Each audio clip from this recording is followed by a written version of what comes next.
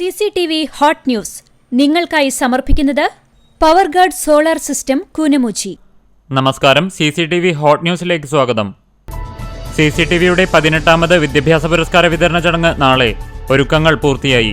സാമൂഹിക പ്രതിബദ്ധതയോടെ പ്രവർത്തിക്കുന്ന ജനകീയ ദൃശ്യമാധ്യമമായ CCTV അർഹരായ കുട്ടികൾക്ക് സ്കോളർഷിപ്പും വിവിധ രംഗങ്ങളിൽ മികവ് പുലർത്തിയവർക്ക് ആദരവും ഒരുക്കുന്നതായും സംഘാടക സമിതി ഭാരവാഹികൾ കുന്നംകുളത്ത് വാർത്താസമ്മേളനത്തിൽ അറിയിച്ചു.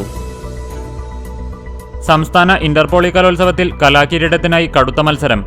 ഏറ്റവും ഒടുവിലായി വിവരം ലഭിക്കുമ്പോൾ 127 പോയിന്റോടെ കൊട്ടിയം ശ്രീനാരായണ പോളിടെക്നിക്കാണ് ഒന്നാം സ്ഥാനത്ത്.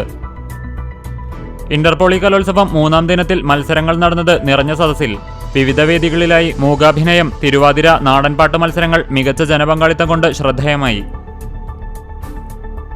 പൊന്നിയർകുളത്ത് ദേശീയപാതയോരത്തെ സർവീസ് റോഡിൽ അലക്ഷ്യമായി കൂട്ടിയിട്ട മെറ്റൽ കൂനയിൽ സ്കൂട്ടർ ഇടിച്ചു കയറി ഗുരുതര പരിക്കേറ്റ് ചികിത്സയിൽ കഴിഞ്ഞിരുന്ന പൊന്നാനി സ്വദേശി മരിച്ചു. അധികൃതരുടെ അനാസ്ഥയ്ക്കെതിരെ പ്രതിഷേധമുയർന്നു. ബൈക്കിനു കുറുകെ നായ ചാടിയുണ്ടായ അപകടത്തിൽ പഞ്ചായത്ത് അംഗത്തിനും ഭാര്യയ്ക്കും പരിക്കേറ്റു.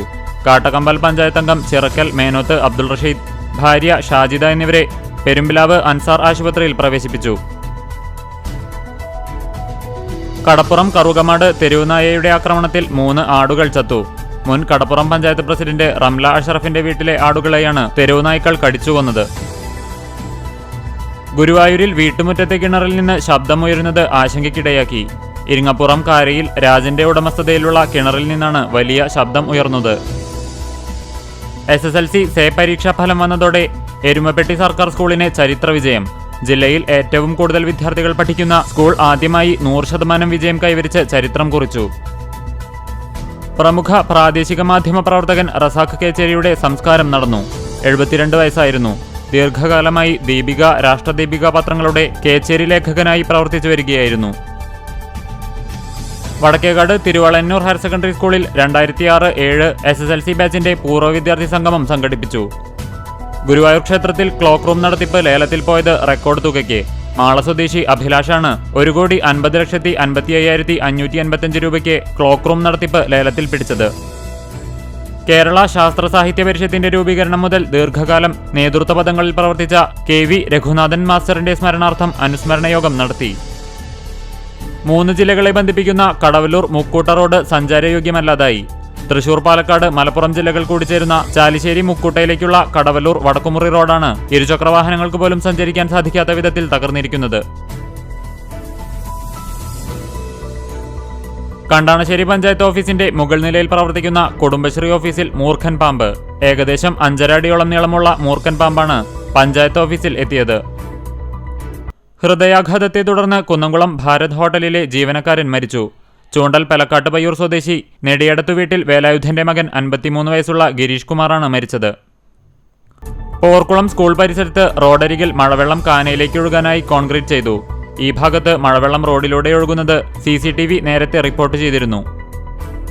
എരുമപ്പെട്ടി പഞ്ചായത്തിൽ ഹരിതകർമ്മസേന വീടുകളിൽ നിന്നും സ്വരൂപിക്കുന്ന പ്ലാസ്റ്റിക് മാലിന്യങ്ങൾ മങ്ങാട് പഞ്ചായത്ത് ഗ്രൗണ്ടിൽ നിക്ഷേപിക്കുന്നതിനെതിരെ BJP പ്രവർത്തകർ പ്രതിഷേധിച്ചു. പഴഞ്ഞി കേരള ബാങ്കിന് സമീപം മസ്ജിദ് റോഡിലെ വെള്ളക്കെട്ട് യാത്രക്കാരെ വലയ്ക്കുന്നു. റോഡരികിലെ കാനയിലൂടെ വെള്ളമൊഴുകിപ്പോകാത്തതാണ് വെള്ളക്കെട്ടിന് കാരണം. Muslim League Kattakampal panchayat committee vice president EM Moidunni ഹാജിയുടെ നിര്യാണത്തിൽ അനുസ്മരണ സർവകക്ഷി യോഗം ചേർന്നു. മരത്തംകോട് സ്വദേശിയായ റിട്ടയർഡ് CRPF ഉദ്യോഗസ്ഥനെ മരിച്ച നിലയിൽ കണ്ടെത്തി. വലിയ പറമ്പിൽ വീട്ടിൽ 61 വയസ്സുള്ള പ്രേംകുമാറിനെയാണ് വ്യാഴാഴ്ച വൈകിട്ട് 6 മണിയോടെ വീട്ടിലെ കിടപ്പുമുറിയിലെ ഫാനിൽ തൂങ്ങി മരിച്ച നിലയിൽ കണ്ടെത്തിയത്. പഴഞ്ഞി മാർത്തോമ സ്കൂളിൽ വായനാ ദിനാചരണം നടത്തി. പഴഞ്ഞി മാർ ഡൈനീഷ്യസ് കോളേജിലെ അധ്യാപകരും വിദ്യാർത്ഥികളും സ്കൂൾ ലൈബ്രറിയിലേക്കായി പുസ്തകങ്ങൾ സംഭാവന ചെയ്തു.